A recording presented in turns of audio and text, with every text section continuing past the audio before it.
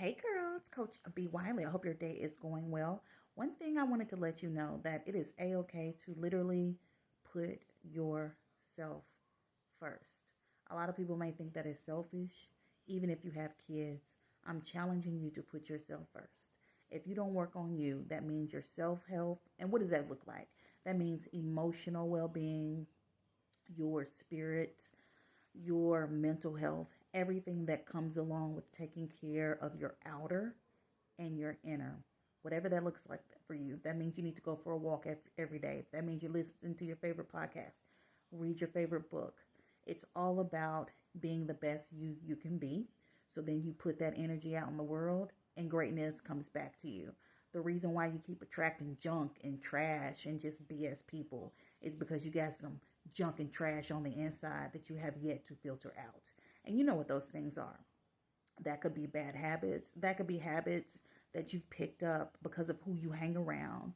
That could be literally who you're hanging around, who you're talking to every day, who you're allowing into your lives. So take a check of who is in your life and how you benefit from them. And this means family too.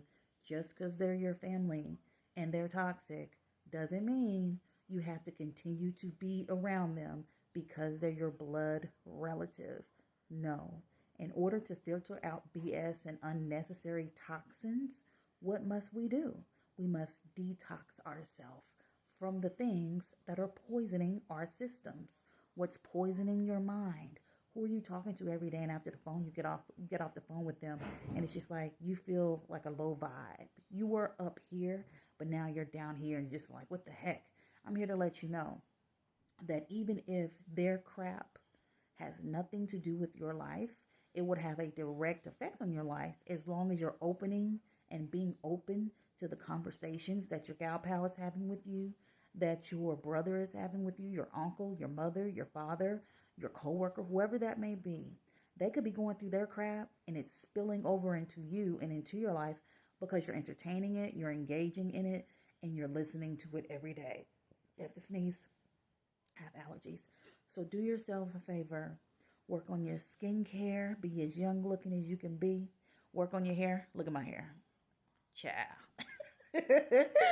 And just work on your physical appearance, your body, and whatever it is that you need to do to be the best you. If you want to be smarter, educate yourself. If you want to be in a better shape, lose weight, gain weight, get healthier, then do what you have to do for you. Follow your doctor's rules. If you know that you want to run a marathon, do what people who run marathons do. If you know that you want to travel, start preparing to take short trips and small trips and work your way up until you're traveling the world. Whatever it is you want to do. And for those of you who want to date and you're tired of attracting the same old kind of dude, what does that mean? You have to filter out what it is that you find attractive in these BS guys. And then start finding other things that are attractive that actually mean well. So instead of putting his looks at the top of the list, of course you want to be attracted to him. Instead of putting that at the top of the list, why don't you put the fact that you actually want to have a conversation with him about anything? Not some things, anything. Because wouldn't it be better long term if you plan to be with him for the rest of your life when you're 80 years old, 90, that you would have something to talk about versus nothing because you really just chose his looks over what you talked about. And a lot of people are doing that. We're going for the superficial things, but you say you want to be with the person long term. So the math ain't mathing. If you can't have a conversation with them, if certain things are off the table, if he gets on the defense, if he has a boundary, if he can't be an open book, if he's emotionally unavailable, I don't understand where you think this is going.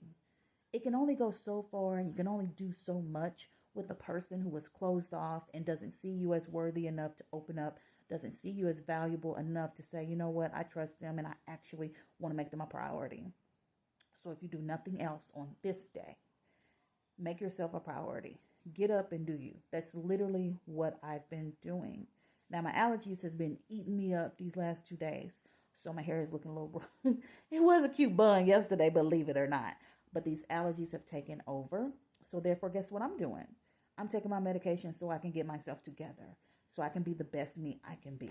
And you need to be the best you can do. And just start with a list of things you've been wanting to change that you don't necessarily care about yourself, and just take it one step at a time. It can literally be 3 things you have in a day. For example, tomorrow you can say, you know what? I got an hour lunch break. I'm going to go for a walk for a few minutes on my lunch break. And you know what? I'm actually going to have tea instead of coffee in the morning. You know what?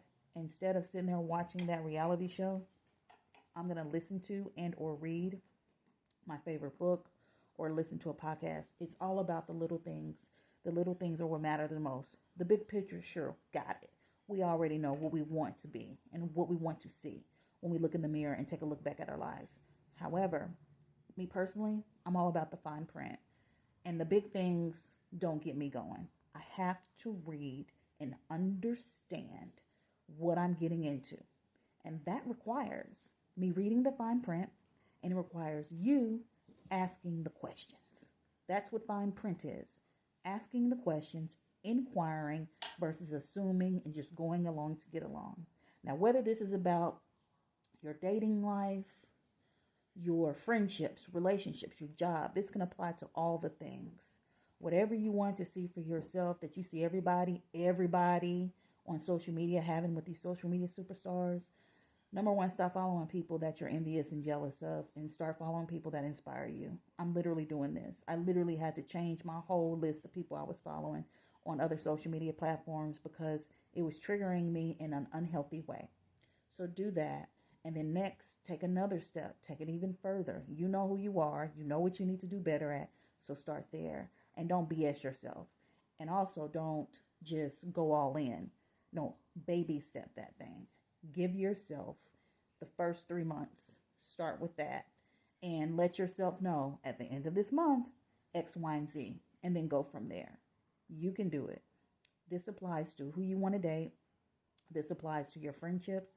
This applies to your mental health, emotional well-being. And this applies to, of course, your money. Because your money's got to be right as well. So get all these things together. It's February. I don't know if you had your, your New Year's resolution. But whatever you want to call it, work on you so you can start reaping the benefits of the work you put within. And you can start seeing it in your life. Because what's happening here? All right. I guess we're done since we're done. All right, girl. I'll talk to you later.